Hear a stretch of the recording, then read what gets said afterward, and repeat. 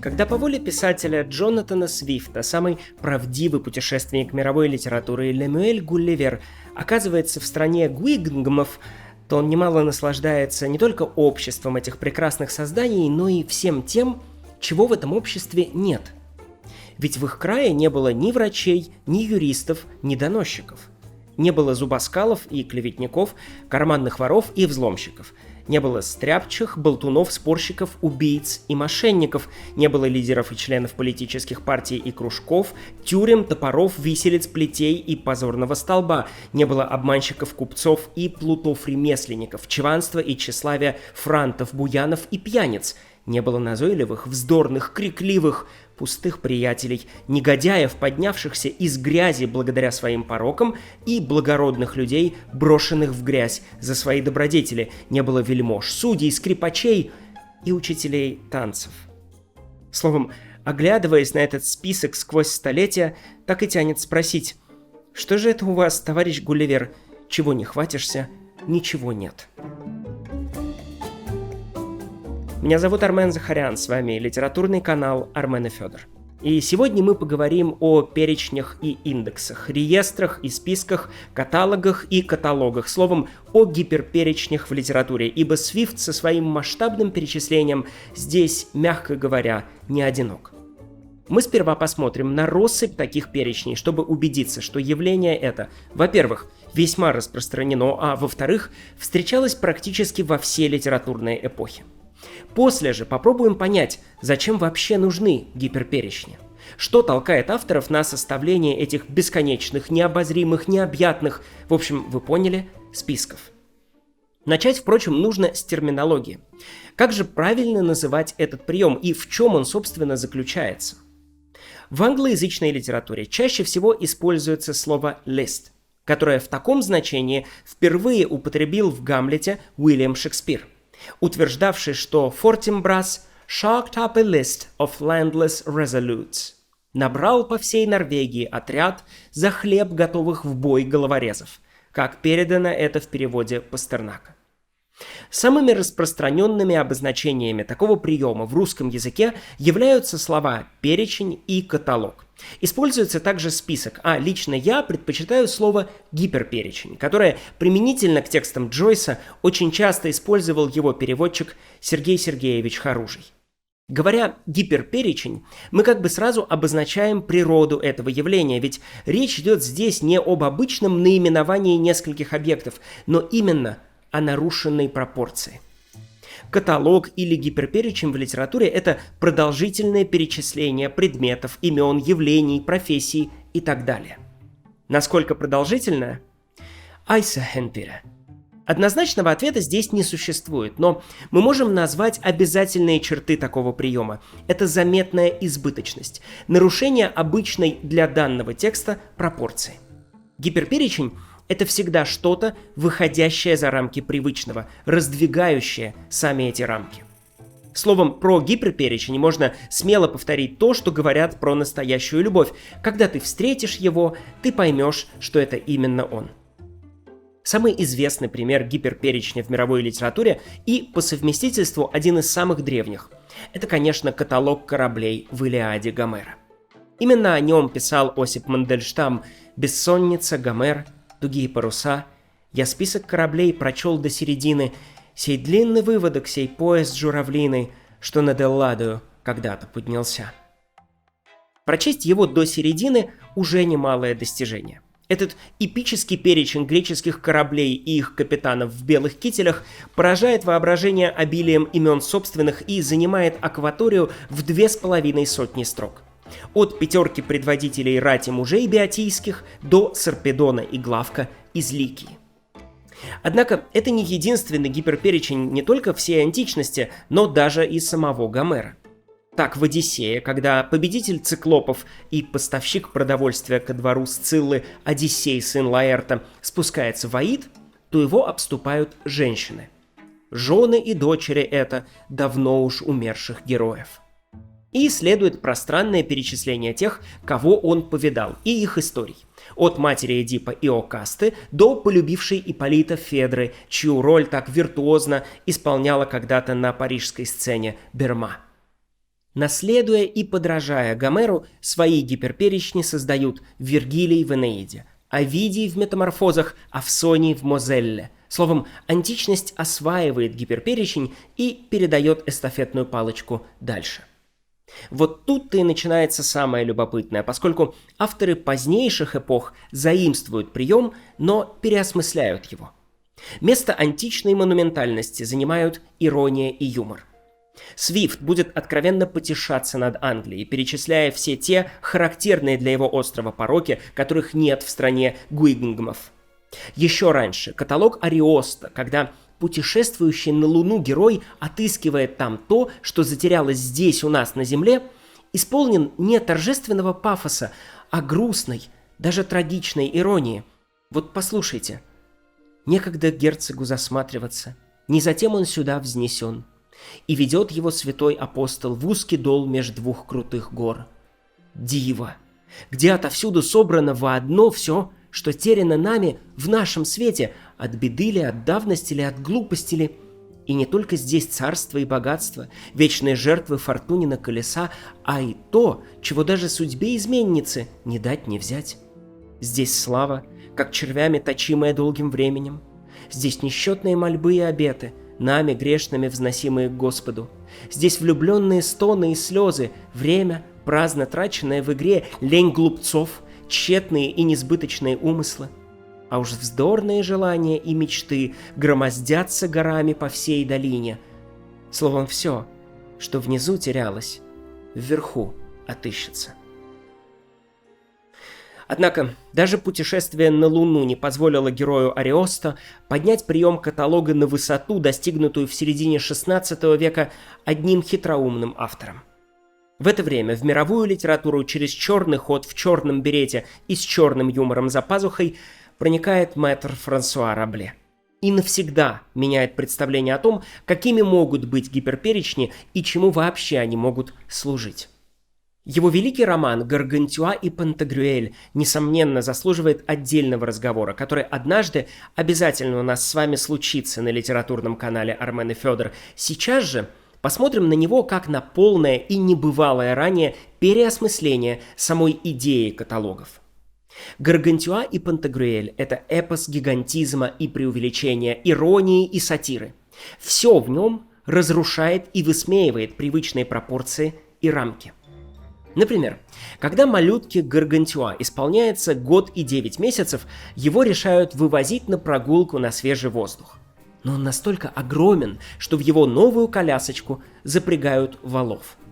Когда же однажды он, посмеиваясь, отстегивает свой несравненный гульфик и справляет малую нужду, то Рабле сообщает, что в этом наводнении погибает 260 418 человек, не считая женщин и детей. Вот в таких предлагаемых обстоятельствах, в рамках мира, где все гигантично и гипертрофировано, Рабле берется за перечни и, разумеется, производит гиперперечни. Их у Рабле так много, что перечисление всех его каталогов само могло бы стать внушительным каталогом. Например, знаменитое описание куртки Панурга, в которой насчитывалось более 26 карманчиков и карманов. В одном из них хранились свинцовая игральная кость и острый, как у скорняка, ножичек, которым он срезал кошельки. В другом — сосуд с виноградным соком, которым он прыскал в глаза прохожим. В третьем — головки репейника с воткнутыми в них гусиными и петушьими перышками. Он сажал их добрым людям на плащ или же на шляпу, а еще он любил приделывать людям рожки, с которыми они потом так и ходили по всему городу. А иногда, добавляет Рабле, и всю жизнь. И так далее, до таких пределов, что описание содержания карманов куртки Панурга считают одним из источников вдохновения Джеймса Джойса, описывавшего содержимое ящиков Леопольда Блума в «Улиссе». В другом эпизоде Пантагрюэль, находясь при дворе хитроумного магистра, знакомится с гастролатрами, людьми, чьей единственной заботой, как мы им завидуем, было случайно не похудеть.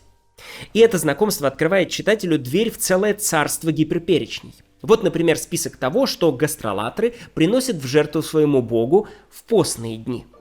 Миног в белом вине, скатов, сепий, осетров, китов, макрелей, камбал, палтусов, устриц, гребешков, лангустов, морских собак, морских ежей, морских карпов, меч, рыбу, солей, полей, мидий, омаров, креветок, мурен, умбрин, угрей, угорьков, черепах, осетров, крабов, улиток, лягушек, и я привожу этот перечень, разумеется, с существенными сокращениями.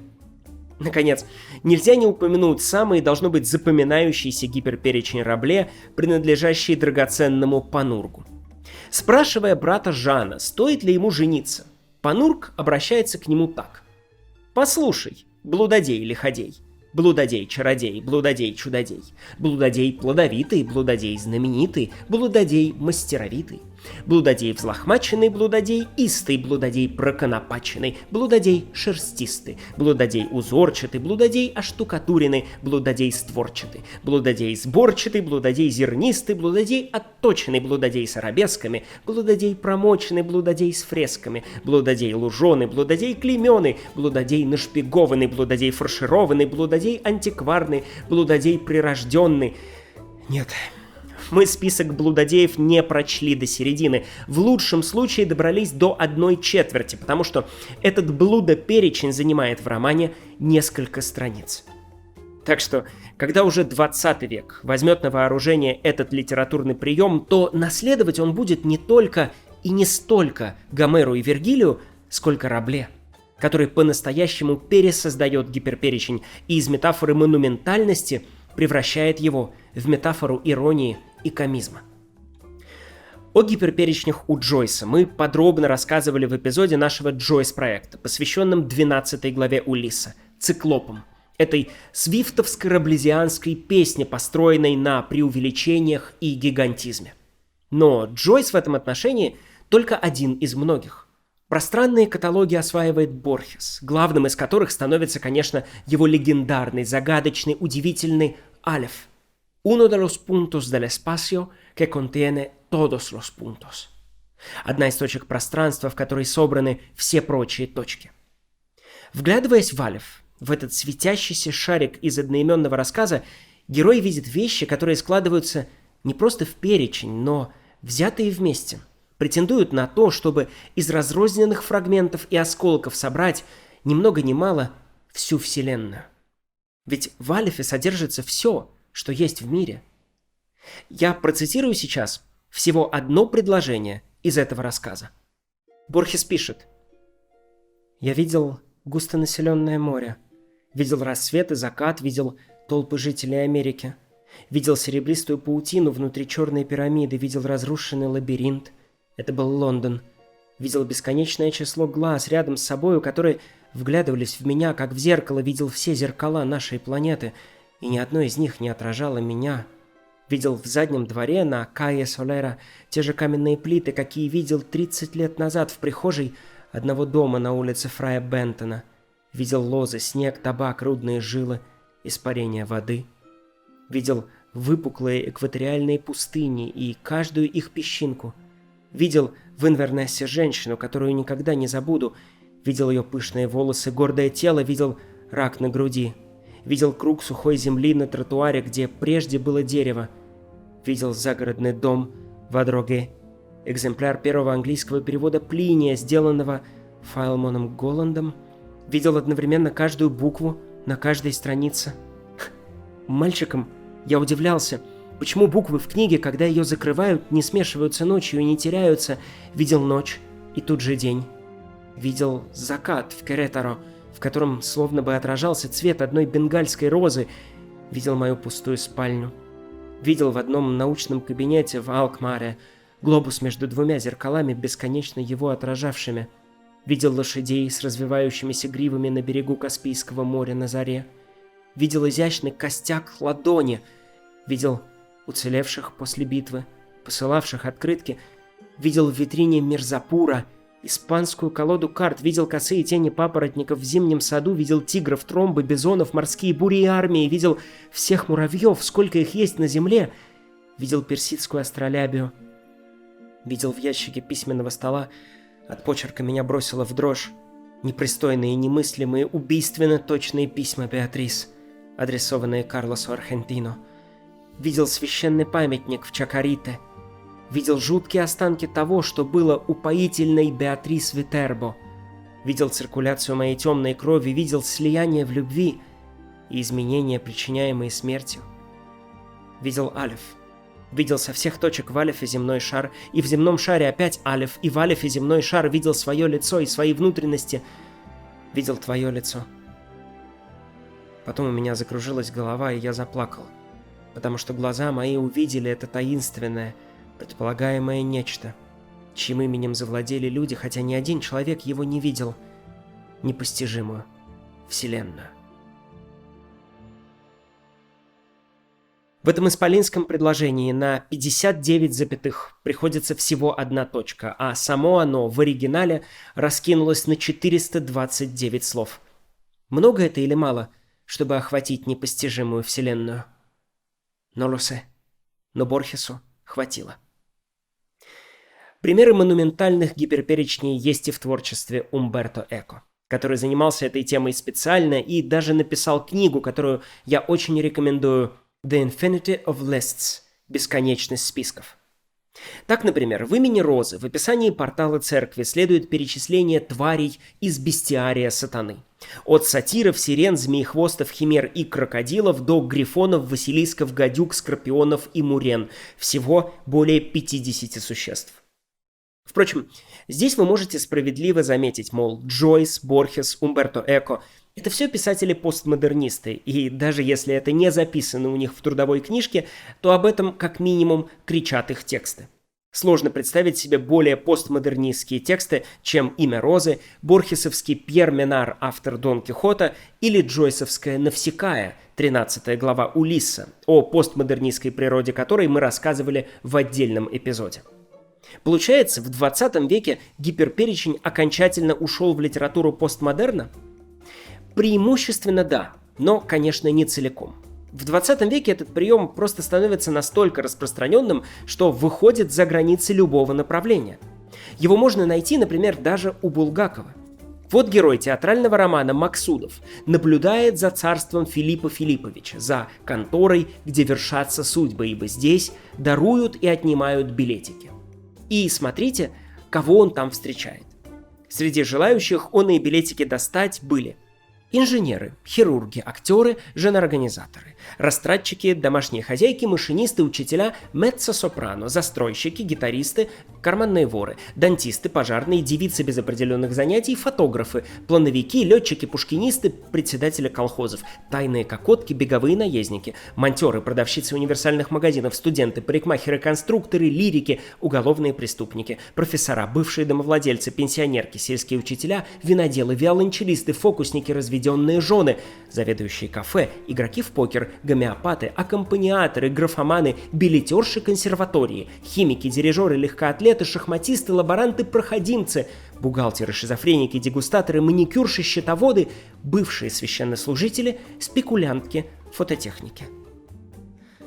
Обратите внимание на то, как причудливо составлен этот перечень. Булгаковский театральный роман все время смеется. Не перестает улыбаться он и здесь, где рядом оказываются, например, летчики и пушкинисты, или сельские учителя и лирики, дирижеры и графоманы. Булгаков, разумеется, был только одним из представителей русской литературы, обращавшихся в своем творчестве к каталогам. Самый известный пример здесь, пожалуй, Иосиф Бродский и его эпический гиперперечень уснувших предметов в большой элегии Джону Дону. Джон Дон уснул. Уснуло все вокруг. Уснули стены, пол, постель, картины. Уснули стол, ковры, засовы, крюк, весь гардероб, буфет, свеча, гардины. Уснуло все.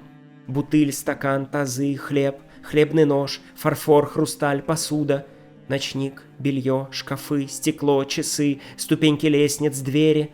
Ночь повсюду. Повсюду ночь. В углах, в глазах, в белье, среди бумаг, в столе, в готовой речи. В ее словах, в дровах, в щипцах, в угле остывшего камина, в каждой вещи. В камзоле, в башмаках, в чулках, в тенях, за зеркалом, в кровати, в спинке стула, опять в тазу, в распятиях, в простынях, в метле у входа, в туфлях, Все уснуло. И вновь, это еще не конец. Этот каталог разворачивается на без малого 100 строк. Сравните его с булгаковским или борхесовским, и вы заметите, что Бродский выдерживает здесь важный для своего стихотворения принцип – постоянное уточнение.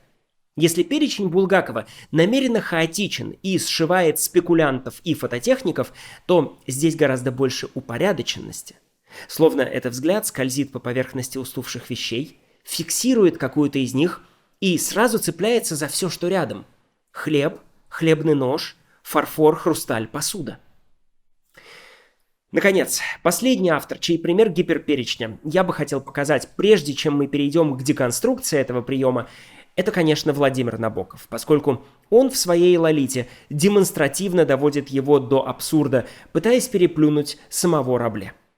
Во второй главе, второй части, эти лебединые шеи двоек складываются в четверку, и Набоков демонстративно и издевательски выдает 4 гиперперечня подряд. Гумберт в малейших подробностях документирует. Сперва гамму американских придорожных ресторанов и связанных с ними впечатлений. От рекламно-небесных видений разных родов мороженого по стенам до оркестра из стиляк с саксофонами. После следует совершенно эпический перечень реальных, вымышленных и гипертрофированных американских достопримечательностей, которые Гумберту и Лолите будто бы довелось посетить.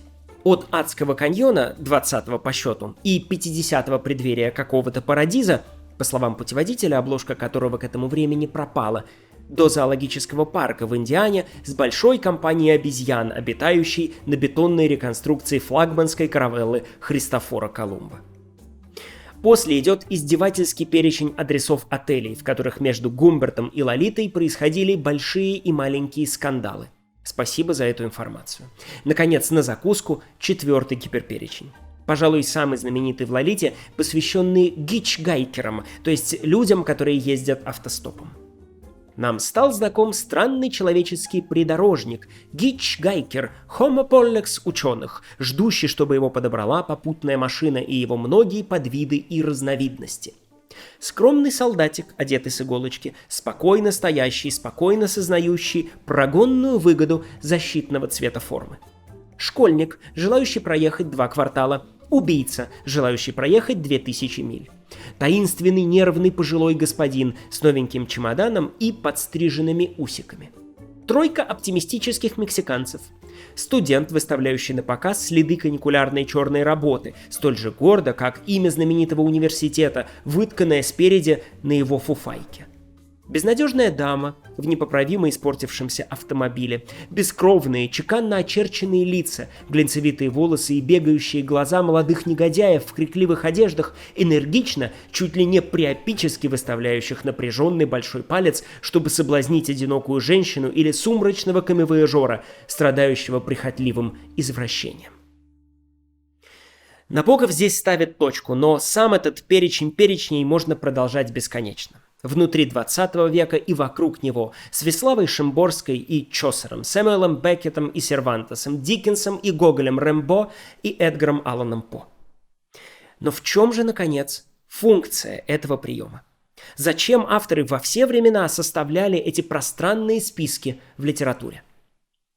Прежде всего зафиксируем, здесь нет и не может быть одного правильного ответа. Прием гиперперечня можно направить на решение самых разных писательских задач. Посмотрите хотя бы на те примеры, которые мы сегодня выбрали. Такой список может быть упорядоченным, как у Бродского, или хаотичным, как у Борхеса, ироническим и пунктуально сообщающим второстепенные подробности, как у Набокова, или обращающимся к социально-философским материям, как у Ариосто, состоящим из бесконечных разновидностей одного слова, как у Рабле, или сочетающим слова максимально разнообразные, как у Булгакова, игровым и несерьезным, как у Эко, или монументальным и торжественным, как у Гомера. Иными словами, правильно было бы анализировать каждый конкретный гиперперечень и разбираться, какие задачи в тексте решает именно он. Впрочем, даже это, конечно, не дает нам права безапелляционно устанавливать некую истину, поскольку в случае с гиперперечнями мы всегда ступаем на почву интерпретаций, и один и тот же список разные читатели будут воспринимать по-разному. Тем не менее, несколько ключевых функций этого приема все-таки можно обозначить. Начнем с фундаментальной разницы между списком практическим и списком поэтическим, литературным. Когда мы составляем список дел, гостей, блюд или подарков, мы делаем это прежде всего для того, чтобы контролировать реальность, ограничить ее, если хотите. Поэтические же перечни по своей природе, так, по крайней мере, считал Умберто Эко, и я в этом с ним полностью соглашаюсь, почти всегда квазибесконечны. Любой из них может быть продолжен еще одним словом, еще одним эпитетом после запятой. Вот почему, например, многочисленные гиперперечни, оставшиеся нам в наследство от шумеро-аккадской культуры, которой вы проявили столько любви и внимания под нашим эпизодом о Гильгамеше, за что мы вам очень признательны, не претендуют на то, чтобы стать частью литературного канона. Ирвинг Финкель в книге «Ковчег до Ноя» описывает книгу Урра, древний клинописный словарь, содержащий, среди прочего, перечисление всех живых существ. Финкель по этому поводу иронизирует. Мы знаем названия всех птиц, зверей и пресмыкающихся, обитавших в древней Месопотамии, на 2 мертвых языках. Так, в табличке номер 13 словаря Урра содержится 48 словарных статей, посвященных овцам. Там, среди прочих, перечислены откормленная овца, хорошо откормленная овца, стриженная откормленная овца, баран, племенной баран, овца на подножном корму, овца больная чесоткой, паршивая овца, овца больная артритом тазобедренных суставов и так далее. Эти гиперперечни восходят к ассирийской идее муду калама, идее всезнания, познания всех вещей. Финкель пишет: «Я полагаю, что огромные словари и списки знаков считались энциклопедически полными, то есть содержащими абсолютно все слова на шумерском и аккадском и все клинописные знаки». Итак, предположим, что пока список претендует на всезнание, а главное на окончательность, он является прагматическим, утилитарным. Но как только он допускает невозможность всезнания, осознает не собственные границы, но, наоборот, собственную безграничность, допускает мысль о бесконечности, он становится поэтическим, литературным.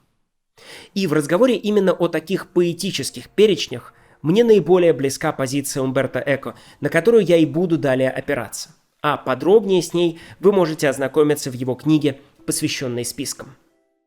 Итак, во-первых, список появляется там, где появляется дефицит языка, где происходит столкновение с невыразимым, с тем, что нельзя или невозможно понять и постичь до конца. Каноническим примером здесь является как раз перечень кораблей у Гомера. Что это, если не воплощенный в каталоге лодок, баркасов и яликов топос невыразимости? Перед лицом чего-то невероятно большого или неведомого, чего-то, о чем пока известно немного или никогда не будет известно достаточно, пишет Эко, автор говорит, что бессилен что-либо сказать, но тем не менее предлагает перечень, часто как образчик, пример, намек, предоставляя читателю вообразить остальное. Во-вторых, сказанное выше справедливо и для списков 20 века, но только с обратным знаком. Если у Гомера каталог появляется от недостатка слов, то гиперперечни Джойса или Борхеса, наоборот, происходят от их избытка. Это стремление заполнить Вселенную словами, охватить то, что охватить по определению невозможно, а потому в действительности такая хаотичная попытка описания целого мира становится средством его разъятия.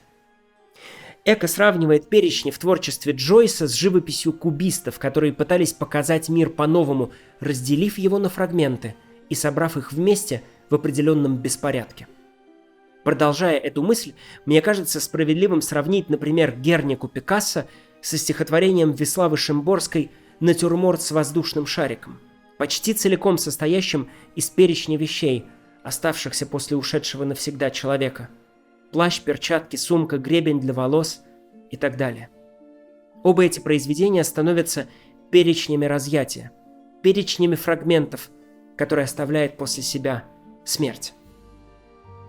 Наконец, в-третьих, и должно быть самых важных, любой гиперперечень, от живиальной игры Рабле до вселенной Борхеса, становится дерзким вызовом смерти. кажущийся бесконечным список блудодеев в XVI веке или циклопический каталог американских достопримечательностей в XX, оба противопоставляют свою бесконечную природу конечной природе человека. Составление неисчерпаемых списков, проницательно говорил Эко, это способ избежать мыслей о смерти. Нам нравятся списки, потому что мы не хотим умирать. Здесь бы нам, собственно, и попрощаться. До следующей встречи, но именно этот эпизод, неожиданно для нас самих, стал идеальным местом для долгожданного ответа. Ответа на вопрос, который вот уже более 5 лет задают зрители нашего канала. Кто такой Федор? Правда, по условиям нашей с ним договоренности, толковать Федора я могу только апофатически, то есть говоря о том, чем он не является, но в конце концов методом исключения вы, я думаю, сможете догадаться. Итак, Федор не кот, не оператор и не монтажер. Не Достоевский, не Сологуб и не Шаляпин. Ни дуб, ни дерево, ни цветок, ни собака.